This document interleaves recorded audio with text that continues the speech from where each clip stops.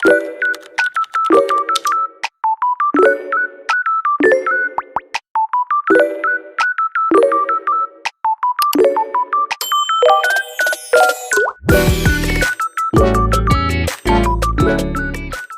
siapa yang pernah cobain permen coklat ini? Ya ini tuh permen coklat tapi bentukannya kayak watak lu semua. Apaan tuh? Batu. Gue pertama kali nyobain ini di kelas 4 SD. Dan di kelas itu gue yang pertama kali mencoba dan membawa makanan ini ke sekolah gue. Jadi gue nemuin ini tuh di Century-nya Margo. Waktu itu abis balik dari Sanggar. Kalian tahu kan kalau gue pernah Sanggar. Nah itu tuh waktu itu baliknya gue ke Margo sama gue. Terus ke Century, mak gue lagi nyari apa gue lupa. Terus gue melihat permen itu yang tadi, permen coklat. Gue melihat kayak ih sesuatu yang baru, unik, gue beli lah. Itu hari Minggu, besokannya ke sekolah dong. Gue bawa tuh permen dengan niat hati emang ingin pamer. Dan bener aja dugaan gue, teman-teman kelasan gue pada kepo kayak ih itu apa. Jadi pas istirahat gue makan kan, gue sengaja tunjukin ke mereka semua. Terus mereka kira gue makan batu. Gue bilang enggak, ini tuh permen coklat, lu mau nih cobain aja, gue kasih. Terus kayak mereka tuh langsung kayak seneng dan kayak wah keren banget ini makanan, kayak bentuknya lucu, unik, batu tapi ternyata adalah coklat. Karena gue melihat ekspresi mereka yang senang dan kayak gue jadi ikutan kayak gue keren banget bawa makanan ini. Ngerti gak sih, kayak pamer gue berhasil nih. Akhirnya gue kasih ke satu kelas tuh, gue suruh cobain semua. Gue beli cuma 1 bungkus ya, karena kan emang ya elah gue beli pakai duit gue sendiri, mana ada duit gue banyak. Itu kayaknya harganya tuh belasan ribu, hampir 20 ribuan apa 20 ribu gue lupa, pokoknya lumayan lah gitu. Karena itu gue beli pakai duit tabungan gue. Jadi kayak gue cuma beli 1, udah habis, mereka pada minta lagi, Pi besok bawa lagi dong. Buset, dikira duit gue tinggal metik kali ya. Cuma permasalahan waktu SD itu gue gak ngerti kenapa gue punya sifat yang kayak gue tuh suka banget jadi pusat perhatian. Yang kayak tadi tuh, misalnya gue bawa makanan terus semua orang suka sama makanan gue, terus akhirnya tiap hari mereka minta ke gue dan gue suka lah. Intinya energi dari itu yang kayak mereka tuh ke gue gitu. Maksudnya aduh gimana ya ngejelasinnya, susah banget deh. Kayak gue tiap hari ditunggu tuh di kelas gara-gara pengen bawa coklat. Jadi kayak setiap Senin tuh mereka semua menunggu kehadiran gue untuk meminta coklat. Sampai di mana akhirnya itu kagak dijual lagi tuh di Century. Udah pupus, gue udah nggak ada lagi tuh yang bisa gue banggain atau gue pamerin ke teman-teman gue. Coba kalau kalian semua pernah pamer apa ke teman-teman kalian waktu kalian SD? Kembali lagi di ceritanya cerita kalian. Udah lama banget nggak cerita nggak sih, kayak maaf ya aku sibuk nggak ngapa-ngapain. Oke, jadi cerita kali ini gue yakin banget ada yang relate ya, karena siapa di sini sih yang nggak mau iPhone dulu gitu? Pasti suka ngereok-ngereok ke malu kan minta iPhone. Cerita kali ini dari Cindy, yang udah pasti Cindy ini adalah nama samaran nih. Jadi Cindy ini memang anaknya tuh pintar gitu, tapi dia nggak pernah juara 1 karena ada temennya yang lebih pintar lagi dari dia. Nah suatu hari dia tuh pengen banget iPhone, terus sama emaknya kayak iya gue bolehin tapi lu juara 1 dulu. Akhirnya belajar lah di Nia ya kan, apa sih, belajarlah nih dia ya kan si Cindy, tapi tetap kagak bisa karena temennya dia pintar banget ini si temennya, jadi dia tetap kagak bisa juara 1. Jadi ya udahlah, akhirnya si Cindy kayak ikhlas, kayak yaudah karena gue gak bisa juara 1 ya udah deh nggak usah beli iPhone. Gak berapa lama kemudian itu ada lomba cerdas cermat. Akhirnya dia bilang lagi nih, ngebujuk maknya lagi kayak, ma aku mau ikut lomba cerdas cermat tapi berapapun aku juaranya, juara berapapun aku itu aku mau iPhone. Terus emaknya bilang iya nggak apa-apa ya, ikut sana lu. Kelar ngikut dia akhirnya kayaknya sih juara ya, tapi kagak dikasih tahu dia juara berapa. Pokoknya abis itu emaknya bilang ntar dibeliin pas lebaran karena punya duitnya pas lebaran. Akhirnya bersabarlah si Cindy ini, dan beberapa hari kemudian ini tiba-tiba HP masnya alias abangnya Cindy ini rusak. Akhirnya belilah HP baru. Di situ Cindy nggak iri sama sekali karena kayak ya udah emang rusak HP-nya jadi harus beli. Pas pulang-pulang dari beli HP, lu tahu ternyata abangnya membeli HP yang Cindy mau alias iPhone. Cindy yang abangnya membawa handphone iPhone langsung kayak sakit hati dong, kayak wah kok dia enak bener ya, gue belajar siang malam mati-matian sampai encok pinggang gue belajar mulu gitu kagak dibeliin iPhone, sedangkan dia timbang dirusakin dong HP langsung dibeliin iPhone. Karena kesel sakit hati akhirnya Cindy merajuk. Iya elah merajuk, tapi bukannya didiemin gitu sama orang tuanya, malah diomelin balik kayak kamu nih udah minta-minta juga malah ngerajuk. Jadi kayak malah Cindy yang salah. Terus Cindy menangis dan berpikir kayak kok jadi gue yang diomelin, harusnya gue korban loh di sini. Terus sekarang Cindy tuh nggak dibeliin handphone iPhone-nya, jadi tiap kali dia ngeliatin handphone masnya tuh dia yang kayak seharusnya itu punya aku, dia milikku bukan milikmu. Ipe ini ngirim cerita tentang abangnya yang masuk ke dalam kaum Rainbow. Sumpah gue lagi nge-scroll DM gue lagi baca-baca cerita dari kalian untuk gue pilih untuk gue ceritain besok, karena hari ini udah ada gue buat videonya tapi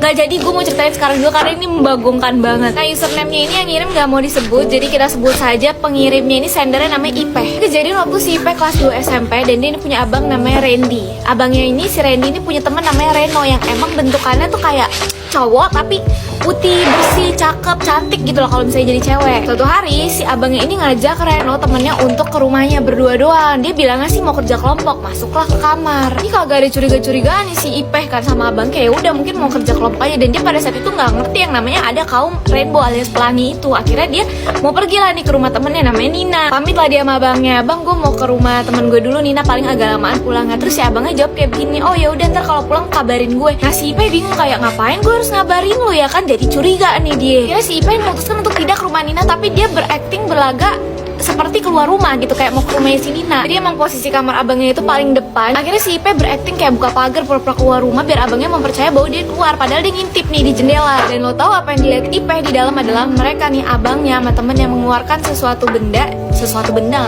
benda yang dari plastik berwarna biru. Lo tau lah ya maksud gue apa. Dan bener aja abis itu dipasang dan mereka melakukan si Ipeh ini bener-bener ngelihat dari awal sampai akhir. Jadi dia kagak skip tuh, nontonin terus tuh. Pas kelas 3 SMP si Ipeh ini baru tahu kalau ternyata abangnya tuh masuk ke dalam kaum begitu. Dan dampaknya nih dari si Ipeh nontonin kegiatan abang itu apa? Dia jadi fujo. Gue awal gak tahu juga fujo itu apa. Gue searching dan ternyata emang ya lo cari aja deh sendiri. Udah gue gak bisa berkata-kata deh, gue gak tahu mau ngomong apa. Serem banget sumpah. Udah deh mending hidup tuh yang lempeng-lempeng aja ya lu pada.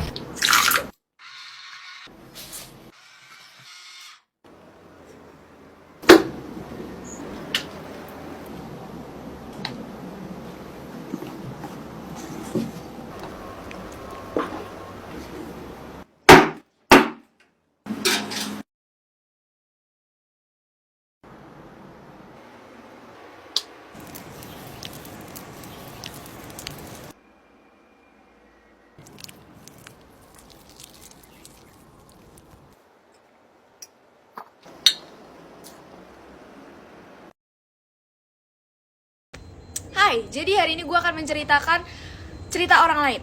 Ya, jadi kemarin kan gue udah bilang kalau kalian mau cerita itu bisa DM gue. Nanti ceritanya gue ceritain di TikTok gue. Terus ada beberapa, tapi gue baru baca satu dan gue mau ceritain ke kalian. Sebulan gak sih? Agak ngezoom banget muka gue. Karena dia gak mau gue kasih tahu namanya, jadi kita akan sebut saja menggunakan nama samaran namanya Tuti lah ya. Jadi si Tuti ini waktu kelas 5 SD masuk ke dalam satu geng di sekolahnya yang isinya ada 4 orang termasuk dia. 3 orang temannya ini adalah cewek-cewek hits gitu. Jadi kayak ini geng-geng ternama di sekolahnya begitu. Gak sembarangan yang masuk. Jadi kayak bener-bener banyak orang yang pengen masuk. Aku pengen masuk sampai ribuan orang berjejer ingin daftar ke geng itu. Saking hitsnya tuh kayaknya juga guru-guru di sekolahnya juga pengen masuk ke geng itu. Nggak bercanda. Gengnya ini ada aturan yang dimana tiap hari Jumat satu orang harus traktir teman-temannya. Jadi nanti kan ada 4 orang tuh dalam satu geng. Semuanya kedapatan dalam 1 bulan ini. Sementara nih 3 orang temennya si Tuti ini tuh orkai semua, jajannya tuh 10 ribuan gitu di tahun 2011. Itu kan termasuk gede banget ya. Si Tuti berapa ini? Cuma 3.000. Bingung dong, kayak aduh giran gue nih, nanti gimana gue traktirnya. Dimana temen-temennya pada inget. Jadi pas hari Kamis diingetin, besok kamu ya yang traktir kita maunya es krim. Hah, es krim? Request tuh orang ya kan, duit kagak punya, request mahal lagi 5.000 tuh satu es krimnya. Kalau beli 4 jadinya 20.000. Akhirnya si Tuti mikir dong kayak aduh gimana nih gue traktirnya besok 20.000 harus ada saat ini juga. Masalahnya juga nih bocah juga kagak nabung karena nggak bisa. Dan dia akhirnya ngapain? Nyuri duit emaknya nih, jangan ditiru ya. Dia ngambil dari dompetnya 20.000, terus besoknya ya udah jajanin deh tuh temen-temennya. Ini si Tuti kagak tahu ada namanya ojek payung apa bagaimana ya, kan lumayan tuh ya sehari 1 kali ngojek itu bisa goceng. Lu tinggal nyari 4 orang aja tuh buat pakai payung lu. Apalagi kagak hujan ya pas itu. Ya udah pokoknya singkat cerita dia udah bisa jajanin teman-temannya. Terus kayak dia merasa bangga gitu karena kayak itu es krim yang lumayan gak bisa orang sembarangan beli gitu. Karena kan mahal ya, satuannya 5.000. Jadi kayak dia merasa aku keren banget. Belum tahu aja pas nyampe rumah maknya udah berdiri tuh di depan pintu pakai rotan. Ternyata maknya tahu dari adeknya yang melihat dia si Tuti ini ngambil duit maknya. Akhirnya yaudah deh, abis itu tangannya kena rotan. Terus akhirnya dia cerita dong kenapa dia ngambil duit 20.000. Pas dia cerita maknya besokannya ke sekolah marahin temen-temennya segengnya. Terus akhirnya apa? Udah si Tuti keluar dari geng itu nggak ditemenin lagi. Akhirnya senyum Tuti menjadi es krim walls. Waktu gue SMA dulu ada pelajaran tata boga. Dan selama 3 tahun itu gue belajar tentang masak-masak seperti ingin menjadi chef Renata. Gue gak tahu ini kalian akan menganggap gue aneh atau enggak, tapi selama 3 tahun dan selama gue belajar memasak itu bersama teman-teman gue gak pernah namanya mencoba memakan, nyicipin 1 sendok aja hasil makanan yang gue buat. Alasannya sebenarnya kalau kalian dengar mungkin kalian akan berbicara seperti teman-teman gue, yaitu ih lebay banget sih. Alasannya karena gue yang pertama, gue tuh lumayan pemilih soal makanan. Jadi gue tuh beneran kalau mencoba makanan baru, gue lihat dari looknya. Kalau looknya tidak meyakinkan, gue tidak mau coba. Walaupun 1000 orang bilang ini enak banget, tapi penampilannya nggak meyakinkan, gue nggak mau cobain. Sama yang kedua, kehigienisan. Ini jujur lebay banget sih. Gue nggak yang terlalu higienis banget. Cuma kalau misalnya gue lihat tempat pembuatan makanannya itu jorok atau kotor, menurut gue nggak akan cobain itu. Lapar-laparnya gue. Nah terkadang pas jam tata boga gue nih, kelas gue masuk, itu tuh banyak banget peralatan-peralatan dapur yang masih berminyak. Gue nggak ngerti nih kelas sebelumnya yang makan di dapur dicuci apa cuma disiram pakai air, gue nggak paham deh. Kalau kalian bilang ya udah lu aja yang nyuci tuh peralatan, jadi lu pastiin tuh peralatan alat-alat dapurnya tuh udah bersih, udah tercuci dengan rapih gitu. Masalahnya gue di rumah aja menghindari yang namanya cuci piring, apalagi di sono. Gue tuh paling males kalau lagi tata boga, itu kan kelompok ya kan, gue sama temen-temen gue satu kelompok itu berempat, dan itu bagi-bagi tugas. Nah gue tuh paling menghindari yang namanya nyuci-nyuci peralatan, jadi tuh gue selalu bagian motong-motong. Jadi ya itu alasannya, karena gue jijian dan gue nggak mau effort untuk mencuci peralatan itu. Jadi ya udah, pokoknya setiap selesai hidangan nih, teman-teman gue pada nyobain dan ada sisaan dibawa ke kelas untuk makan siang bla bla bla, gue nggak pernah, karena gue tidak yakin gitu dengan kebersihannya. Kembali lagi di Story of My Life, gue sudah 4 hari atau 5 hari menghilang ya, jadi kita cerita lagi. Nah, gue mau nanya kalian semua yang pernah merasakan namanya dimarahin dan diomelin ketika diajarin membaca, menghitung, menulis sama emak kalian atau bapak kalian. Siapa?